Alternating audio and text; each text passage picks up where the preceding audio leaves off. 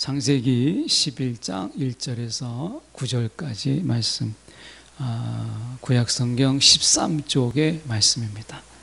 구약성경 13쪽, 창세기 11장 1절에서 9절까지 말씀, 제가 찾으셨으면 제가 봉독해 올리도록 하겠습니다. 창세기 11장 1절에서 9절까지 말씀.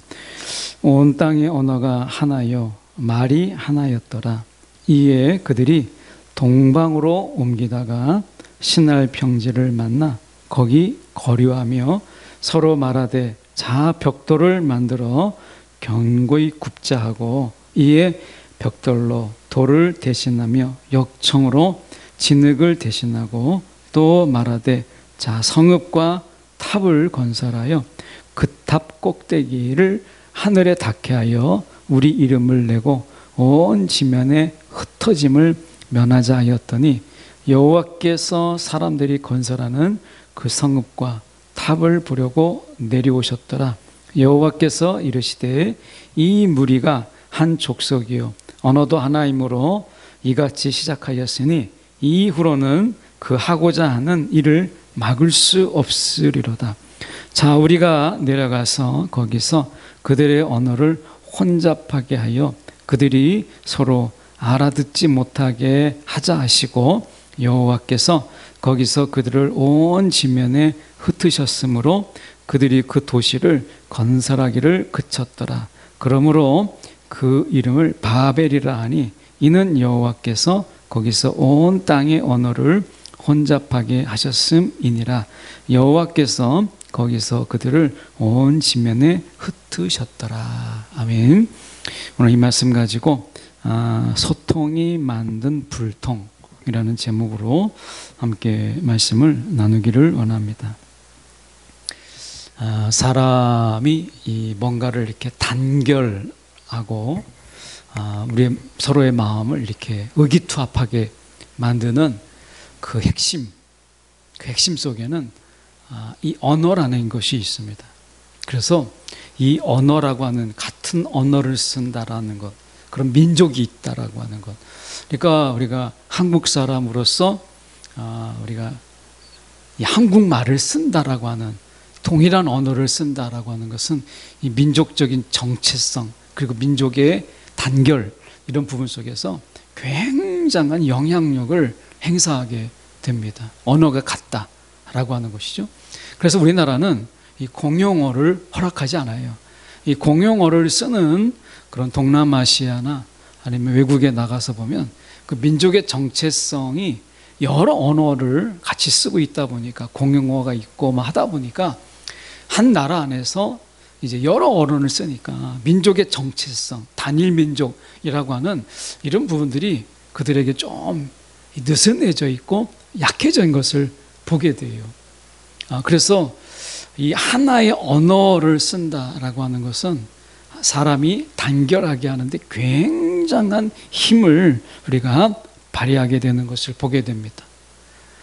하나님께서 이 탑을 만들 때 성읍과 탑을 보려고 이렇게 말씀하시는데, 왜 하나님께서는 이 바벨탑을 하나님은 싫어하셨고 그들 속에서 언어를 혼란하게 하셨는가, 이 속에서 하나님의 뜻은 무엇인가 라고 하는 부분을 저희가 함께 살펴보려고 합니다.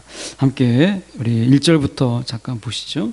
온 땅의 언어가 하나요 말이 하나였더라, 이렇게 되어 있습니다. 하나의 언어, 이것은 우리가 이 동질성, 그리고 뭔가 의기투합하는데 굉장한 도구가 된다라고 하는 것입니다. 그래서 이 언어라고 하는 것, 그 속에서 사상과 생각과 그리고 그 속에서 문화가 고스란히 담겨져 있는 것이죠. 그래서 우리가 외국어를 배운다라고 하는 것은 그 나라의 그냥 언어, 말을 배우는 게 아니라 그 나라의 사고 방식, 그리고 그 나라의 문화, 이것을 우리가 접하게 된다라는 것과 다르지 않습니다. 그런 의미에서 온 땅의 언어가 하나요 말이 하나였더라 라고 하는 이 부분이죠.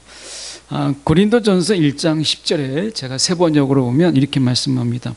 그런데 형제자매 여러분, 나는 우리 주 예수 그리스도의 이름으로 여러분에게 권면합니다. 여러분은 모두 같은 말을 하며 여러분 가운데 분열이 없도록 하며 같은 마음과 같은 생각으로 뭉치십시오. 이렇게 되어 있어요. 그러니까 같은 마음, 같은 생각인데 똑같은 것이 세 가지가 나오죠. 같은 말, 같은 마음, 같은 생각. 근데 제일 앞에 나와 있는 게 뭐냐면 마음이 아니에요. 생각이 아닙니다. 성경에 보면 여러분은 같은 말을 하며, 그러니까 같은 말이 같은 마음과 같은 생각보다 먼저 앞에 있어요. 그만큼 언어가 중요하다라고 하는 것을 말씀하고 있는 거죠. 우리는 그리스도인이라고 하는 이런 정체성, 그리고 우리가 교회 안에서 하나님 안에서 우리가 형제요 자매되는 이런 어떤 부분 속에서 이 연합, 단결이라고 하는 부분 속에서 하나님은 우리 가운데 말씀하시는 것이 같은 말. 우리는 이 성령 안에서 우리가 이 천국의 언어들이라고 하는 뭐 사랑합니다, 용서합니다, 감사합니다, 고맙습니다, 뭐 이런 말들을 우리가 쓰기 시작하는 거죠. 믿고 저주하고 막 했던 말들 속에서 우리가 그런 말들을 하지 아니하고 축복의 말들을 하는 거예요. 물론 우리가 모든 사람에게 다 축복의 말을 할 수 있는 건 아니죠. 그런데 우리가 여기서 보면 모두 같은 말을 하며라고 했을 때 우리가 언어가 달라지고 그리고 그 속에서 우리가 성령이 주시는 그런 언어들, 이런 말들을 하게 된다는 거예요. 그래서 우리가 형제자매 여러분, 이 고린도 교회라고 하는 교회는 분열과 그리고 쪼개짐과 파벌의 교회죠. 그래서 자꾸 이 고린도 교회는 파벌을 이루고 쪼개지고 나뉘어지는 교회이죠. 그런데 이 교회에게 사도 바울이 이야기할 때 같은 말을 하라, 같은 말을 하라. 그래서 굉장히 고상한 척, 뭐 이렇게 막 있는 척 하는 이런 말이 아니라 같은 말, 서로를 좀 배려하고 서로를 이해하고 할 수 있는 그런 말들, 같은 말을 하며 라고 얘기하고 있습니다. 오늘 우리 안에 같은 말, 우리가 그리스도인 안에서 우리가 같은 말, 성경 안에 있는 그런 하나님의 언어들을 통해서 할 수 있는 같은 말을 이야기하고 있어요. 오늘 우리가 성경을 읽고 성경을 암송하고 하는, 성경을 멀리하지 않는 결정적인 이유가 뭐가 있을까요? 그것은 성경의 언어들을 접해서 하나님의 언어를 익힘으로 인해서 우리 가운데 말이 같아지게 하는 이런 단결, 연합, 이런 의미가 있는 것이죠. 우리는 그래서 예수님께서 하셨던 말씀들을 우리는 묵상하고 그 말씀들을 우리가 익히고 하죠. 그래서 예수님께서 하셨던 말씀들, 그 말씀들을 통해서 우리는 예수님의 그 말씀을 우리의 언어를 통해서 말씀하는 성령 안에서, 그래서 같은 말을 하는 것이에요. 이것이 분열과 그리고 찢어짐 속에서 나누어진 교회를 향해서 사도 바울이 던지는 메시지였어요. 같은 말을 하라라고 하는 것입니다. 오늘 우리 안에도 우리가 성령 안에서 같은 말, 성령 안에서 우리가 같은 말을 하는 그런 교회가 되기를 원해요. 그래서 우리 안에 정말 성령께서 우리 가운데 주시는 그런 비전과 하나님의 뜻과 하나님의 생각, 이런 것들을 우리가 서로 나누고 그리고 같이 공유하고 하나님이 우리 교회를 이끌어 가시는 가운데 가지게 되는 공동체의 체험들을 같이 이야기하는, 같은 언어로 이야기하는, 같은 언어는 결국 같은 경험이라고 하는 이런 속에서 하나님의 은혜를 같이 경험하게 될 때 그 속에서 공유되는 언어들이 우리 가운데 많아지게 되는 것이죠. 이것을 통해서 교회는 더 단단해지고 더 튼튼해지지 않겠어요? 그래서 오늘 그들이 하나의 언어로 말한다라고 하는 것, 이것은 굉장한 파워풀한 어떤 그들의 단결의 도구가 되기도 합니다. 우리가 영적으로 우리가 성령께서 이 땅에 오시는, 강림하시는 그 오순절 사건 이후에 이제 언어들이 흩어졌던 언어들을 성령 안에서 하나 되게 하시고 그 언어들을 모으시고 서로 각각의 말들을 하지만 각각의 난고 방언으로 그 말들을 듣게 되게 하는 역사가 있었죠. 이런 역사들을 통해서 흩어졌던 언어들, 혼란하게 됐던 언어들이 성령 안에서 우리가 하나가 되게 하시는 놀라운 역사가 오순절에 있었어요. 오늘 그만큼 성령은 우리 안에서 서로 간에 언어가 단절되고 서로의 쓰는 말들이 괴리되지 아니하도록 교통의 영으로 서로 간에 교통되고 교제될 수 있는 언어들로 우리가 서로 이해될 수 있도록 성령의 간섭이 있는 거예요. 오늘 우리 안에 이 쓰는 말들이 다르지만 성령의 역사 속에 교통의 영 속에서 서로가 이해되고 다 표현하지 못하지만 그 깊이까지 알게 되는 그런 성령의 역사가 우리 가운데 있기를 소망합니다. 오늘 2절에 보시면 이렇게 그래서 말씀하는 거예요. 이에 그들이 동방으로 옮기다가 시날 평야 이렇게 되어 있죠. 이 시날 평지는 사실은 티그리스 강과 유프라테스 강 사이에 있는 평야를 이야기합니다. 시날 평야가. 그래서 한쪽에는 티그리스 강이 흐르고 한쪽에는 유프라테스 강이 흘러서 굉장히 비옥한 땅이죠. 이것을 우리가 이 땅의 이름을 뭐라고 하느냐? 9절에 보니까 그러므로 그 이름을 바벨이라 이렇게 이야기합니다. 바벨. 그래서 이 땅, 이 티그리스 강과 유프라테스 강의 문명의 발생이 정말 농후한 이 땅에 바벨이라고 하는 이름을 붙인 그곳에서 사람들이 멈추어요. 하나님께서 분명히 그들에게 말씀하셨어요. 창세기 9장 1절에 보면 땅에 충만하라. 이게 하나님의 말씀이었어요. 너희는 땅에 충만한 자들이 되라. 온 땅에 너희가 거하여서 땅에 충만한 자라가 되라 라고 말씀하셨잖아요. 근데 이 창세기 9장 1절에 정면으로 도전해서 사람들이 하나님께서 온 땅에 충만하라고 말씀하셨는데 그들이 어떻게 얘기하냐? 3절에 보니까 서로 말하되 자 벽돌을 만들고 견고히 굽자. 이제 벽돌로 돌을 대신하여 역청과 진흙을 대신하고 이렇게 돼 있어요. 그러니까 이들이 이것을 통해서 만들려고 하는 게 뭐냐면 또 말하되 자 성읍과 탑을 건설하여 그 꼭대기를 우리가 하늘에 닿게 하여 이렇게 하늘에 닿게 한다라니 닿게 한다라는 말은 하나님에 대한 정면적인 도전, 하나님에 대한 도전과 반항의 의미가 고스란히 담겨져 있어요. 이것은 우리가 에덴 동산에서 뱀의 유혹에 빠져서 너가 이것을 먹으면 눈이 밝아져서 하나님같이 되리라 라고 하나님같이 되리라 라고 하는 그 의미가 고스란히 담겨져 있어요. 하나님만 뭐 저기 높은 곳에 계실 수 있냐? 우리도 그렇게 한번 해보자 라는 이런 다분히 굉장히 도발적이고 그리고 우리가 반항적인 의미가 고스란히 담겨져 있어요. 그래서 이들은 자신의 정체성을 어디에 두고 있냐? 지금 바벨탑을 세움을 통해서 자신의 정체성 그리고 그들이 모여있는 그 통일성을 가지려고 하는 거예요. 자신의 정체성이 어떻게 두려고 하는 거예요? 바벨탑을 두면서 우리가 이렇게 위대한 인간이다. 우리는 위대한 일들을 꾸몄다 라고 하는 이 정체성, 자신의 정체성을 하나님에게 반항함을 통해서 가지게 되는 이런 것이죠. 이 정치에 여러분 관심 있는지 모르시겠지만 많이 신인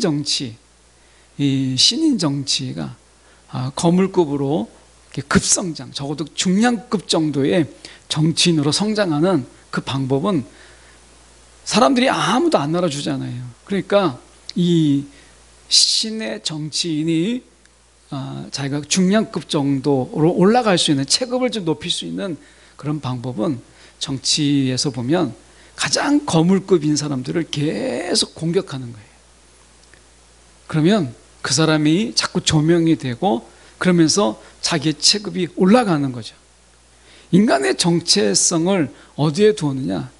온 우주의 주인이신 하나님을 공격함으로 인해서 하나님에 대해서 반항하면서 자신의 체급을 높이는, 이게 인간이 가지는 교만이고 어리석음인데, 이들이 그렇게 한 거예요. 하나님을 정면으로 공격하고 하나님께 반항함으로 인해서 자신의 체급을 올리려고 하는, 자신의 정체성을 거기에서 찾는 것이죠. 이것이 지금 이 바벨탑을 세우려고 하는 이 인간의 어리석음을 볼 수 있어요. 그들이 바벨탑을 쌓는다, 그래서 하늘에 닿게 한다라는 의미 속에서 영적인 의미는 결국 그들이 하나님의 지식에 이르게 되고 하나님의 영역에 이르게 된다. 결국 에덴 동산에서 뱀의 유혹을 통해서 하나님과 같이 되리라 라고 하는 이 말을 고스란히 반복하고 있다는 거예요. 그래서 그 탑 꼭대기를 하늘에 닿게 하여 라는 말은 우리도 하나님과 다름이 없다 라고 하는 이 정체성을 그들이 세우려고 했다라고 하는 것을 보여주고 있는 것입니다. 여러분, 이 얼마나 무서운 거예요.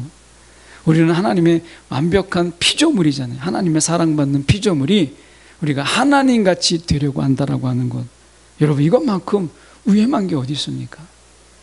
오늘 우리가 이 본문에서만 그런 것이 아니라 오늘 우리가 거두는 작은 성공, 이런 것을 통해서 우리는 이런 것은 작은 성공에 불과한데 얼마나 교만한지, 그 성공의 정말 몇십 배, 몇백 배의 교만함을 통해서 우리는 주인되고 내가 마치 하나님인 것처럼 그렇게 행사하려고 하는 우리가 많은 모습들이 우리 가운데 있어요. 그래서 여러분, 우리가 보면 하나님이 이렇게 말씀합니다. 5절에 보십시오. 여호와께서 사람들이 건설하는 그 성읍과 탑을 보려고 내려오셨더라. 근데 우리가 놀라운 말을 하죠. 말씀의 6절을 보면 여호와께서 이르시되 이 무리가 한 족속이요 언어도 하나이므로 이같이 시작하였으니 이후로는 그 하고자 하는 일을 막을 수 없으리로다. 정말 하나님이 사람이 하는 일을 막을 수 없을까? 왜 막지 못하시겠어요? 중단시키기가 어렵겠다. 이들이 이렇게 가다가는 그들이 이루려고 하는 것을 정말 이룰 수도 있겠다, 스스로 그렇게 생각할 수 있겠다, 이 뜻이죠. 교만함이 우리가 하늘을 찔러서 그들이 정말 이 겸손함을 잃어버리고 정말 교만과 오만함을 통해서 스스로 하나님인 것처럼 그렇게 살지 않겠나, 이것을 어떻게 멈추게 할 수 있겠나, 지금 정도 하나님이 뭔가 손을 써야 되겠다, 이 말이죠. 실제로 그들이 능력이 정말 하늘에까지 닿아서 그렇게 하겠다는 뜻이 아니라 이 말씀 속에서 그들의 교만이 얼마나 컸던가를 보여주는 거예요. 하나님께서도 그래서 말씀하시는 게 6절에 그들의 교만과 오만이, 그 자만이 얼마나 대단한지 이후로는 그 하고자 하는 일을 막을 수 없으리로다. 그 교만함이 하늘을 찔렀다, 오만함이 하늘을 찔렀다 라고 하는 것을 보여주고 있는 것입니다. 여러분, 사람의 교만이 어디까지 이룰 수 있는가, 바벨탑 사건은 그거를 보여주고 있어요. 그래서 하나님은 우리가 교만할 때 하나님은 우리의 교만을 치세요. 교만에는요 끝이 없기 때문에 그래요. 사람의 오만과 자만은요 끝이 없습니다. 여러분, 우리가 출애굽 사건에 바로를 보십시오. 하나님이 10가지 재앙, 장자의 죽음까지 그에게 허락했음에도 불구하고 그들의 강팍함이 멈추었나요? 바로의 강팍함이 멈췄습니까? 아닙니다. 어림도 없는 이야기예요. 여러분, 사람의 교만은 여러분 멈출 줄 몰라요. 사람의 오만이 얼마나 대단한지요, 여러분 멈출 줄 모릅니다. 오직 하나님께서 그들을 치심으로 그 교만을 꺾고 겸손케 하시는 거예요. 여러분, 오늘 우리는 알아야 돼요. 우리의 교만이 어디까지 이를 수 있는지 여러분 우리가 기억하셔야 됩니다. 야, 우리의 자만과 오만이 어디까지 이를 수 있는가 라고 하는 것을 우리는 분명히 기억하지 않으면요, 우리가 이 교만함, 여러분 이것은 극치, 교만의 극치에 이르게 돼요. 예. 사람이 거만하고 오만하는 그 정도 끝이 있겠습니까? 예, 없습니다. 예. 그래서 하나님께서 말씀하시는 거예요. 그 끝이 없다. 6절에 그래서 그 하고자 하는 일을 막을 수 없으리다. 그들의 사람의 교만과 오만이, 그 자만이 결코 끝이 없음을 보시는 하나님께서 7절에 이렇게 말씀하죠. 우리가 내려가서 거기서 그들의 언어를 혼잡하게 하여, 그들의 언어를 혼잡하게 하여 그들이 서로 알아듣지 못하게 하자. 알아듣지 못함을 통해서 겸손케 하시는 거예요.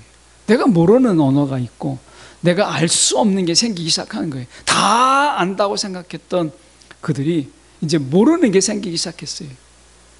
내가 저 사람을 안다고 생각했는데 내가 저 사람을 몰라요. 내가 저 사람의 생각을 내가 다 알고 있다고 생각했는데 그 사람이 말하는 것이 무슨 말인지 몰라요. 이것이 하나님이 그들의 교만을 깨는 그런 방법이었어요. 우리의 오만을 깨는 하나님의 방법, 그것은 우리의 무지를 드러내는 것이었어요. 여러분, 하나님 안에서 여러분, 내가 하나님 내가 안다 라고 하는 것만큼 여러분 교만임이 없어요. 예, 내가 하나님을 안다, 여러분 이것은 교만한 거예요.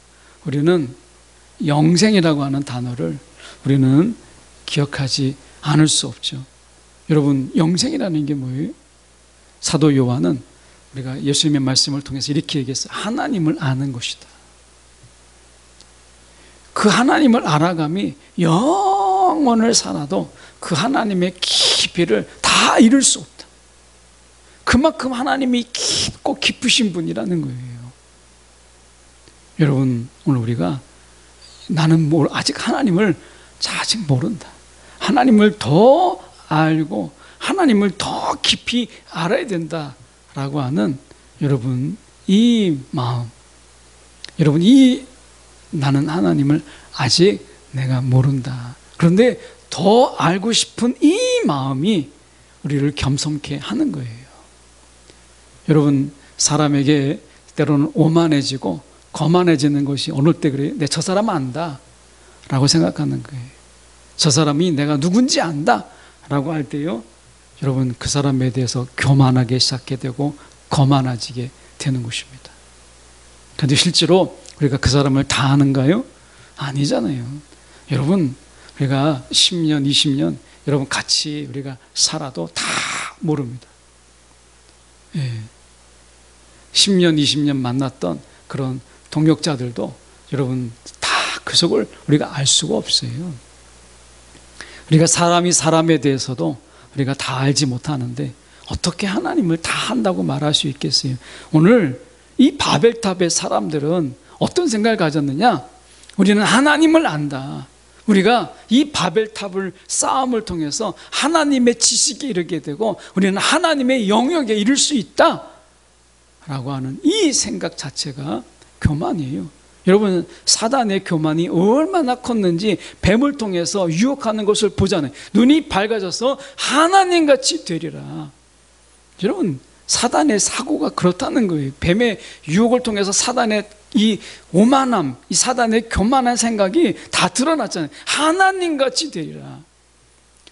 사단이 왜 교만할 수 있었느냐? 나 하나님 안다 이거예요. 내가 하나님을 알고 있다. 여러분, 그건 진짜 오만이죠. 오늘 우리는 내가 하나님을 아직도 모릅니다. 하나님을 더 알고자 하는 이 마음으로 하나님께 나아가는 것이지, 나 하나님 다 알아 이렇게 되면 여러분 거기서 교만하고 오만함이 되는 거예요. 무서운 거죠. 그래서 말씀에 우리가 보면 이렇게 말씀하잖아요.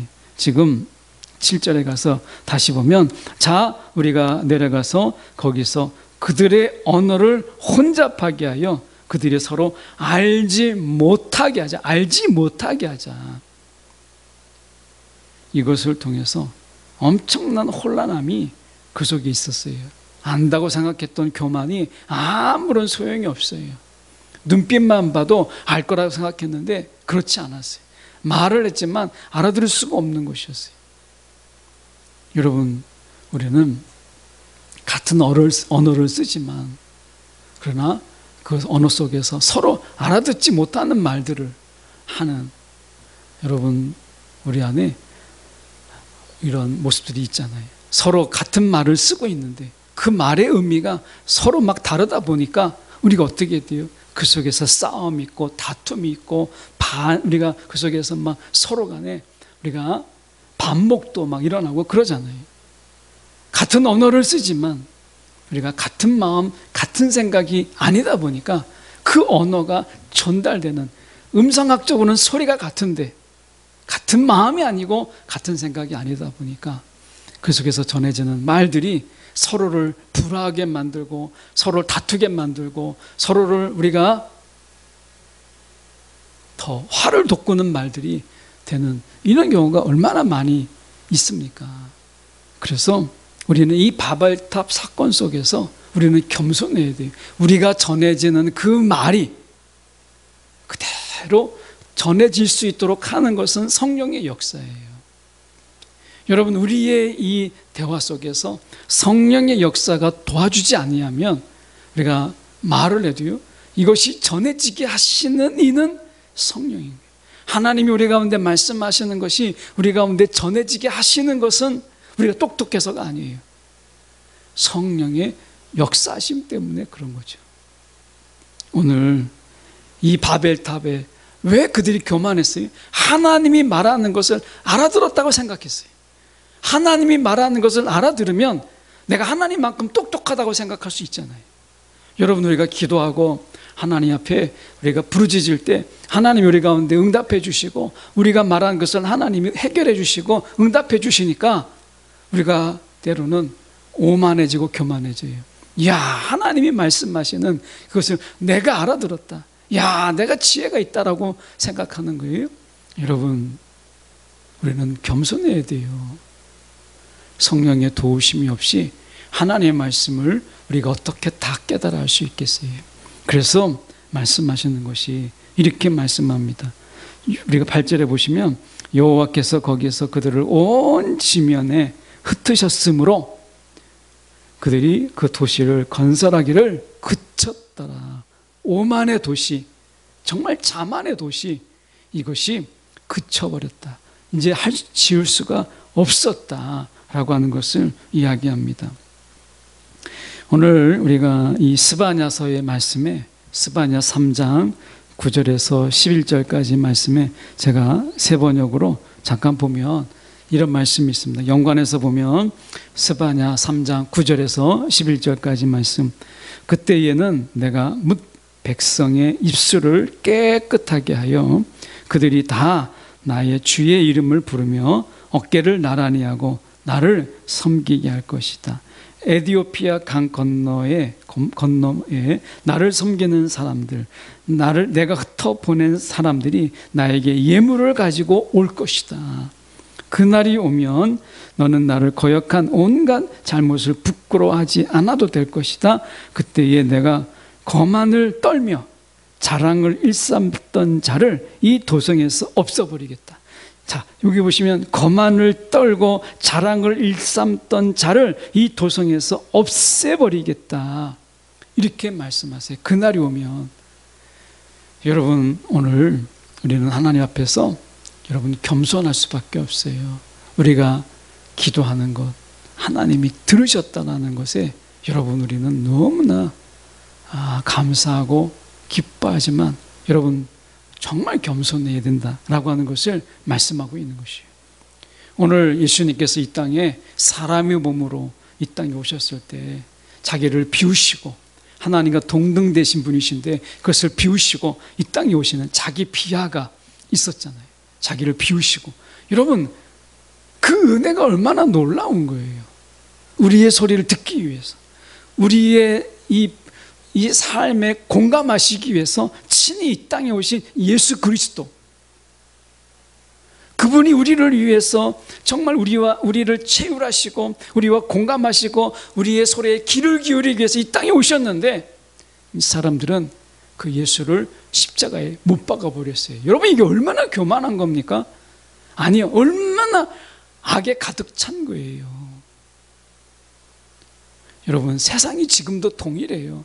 우리를 이해하려고 하고 우리를 동정하려고 하고 때로는 우리에게 뭔가 같은 그런 마음으로 다가오는 자들에게 그것을 이용해서 우리는 그들을 더 우리가 수단화시키고 때로는 공격하고 상처내고 하는 경우를 얼마나 많이 봅니까? 모양은 달라졌지만 내용은 동일한 일들이 지금도 반복되고 있는 거예요. 여러분, 우리가 하나님 앞에서 정말 겸손해야 된다는 거예요. 9절에 보시면 이렇게 말씀하죠. 그러므로 그 이름을 바벨이라 하니 이는 여호와께서 거기서 온 땅의 언어를 혼잡하게 하셨음이니라. 여호와께서 거기서 그들을 온 지면에 흩으셨더라. 이렇게 말씀. 사람은 서로 못 알아듣게 하셨어요. 그런데 정말 겸손해야 될 것은 무엇이냐? 하나님은 이 흩어진 모든 언어를 들으셨다라고 하는 거예요. 여러분, 우리의 언어도 하나님이 들으세요. 여러분, 이게 얼마나 은혜예요. 하나님이 서로 언어를 듣지 못하지만 우리의 각각의 언어들을 통해서 하나님은 들으시잖아요. 선교지에 가면 우리가 이렇게 모여서 각각의 언어들로 막 기도하고 부르짖고 하는데, 하나님은 어떤 언어는 못 알아듣고 하나님 어떤 언어는 알아듣고 이렇게 하지 않으시잖아요. 각각의 다 언어들이 달라도 하나님이 들으신다. 하나님이 내가 말하는 이 언어를 아신다. 여러분, 이게 은혜예요. 만약에 하나님이 우리 가운데 다 영어로 해야 되고 다 옛날 고대어로 우리가 히브리어로 헬라어로 해야 된다라고 한다면 여러분, 기도할 수 있는 사람이 몇 명이나 있겠어요?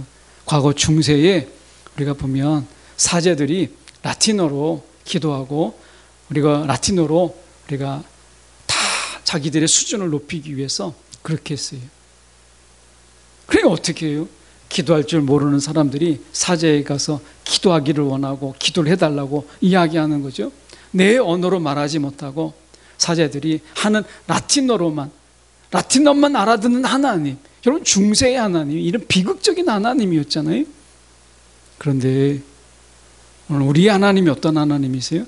라틴어를 거치지 않아도, 고대 헬라어 히브리어를 거치지 않아도 우리의 언어로 말하여도 사람들은 때로 그 말을 오해하고 사람들은 그 말을 오해해서 사람을 치고 때리고 하지만 하나님은 그 언어 속에서 전해지는 우리의 생각과 우리의 마음까지도 다 아시는 하나님이세요.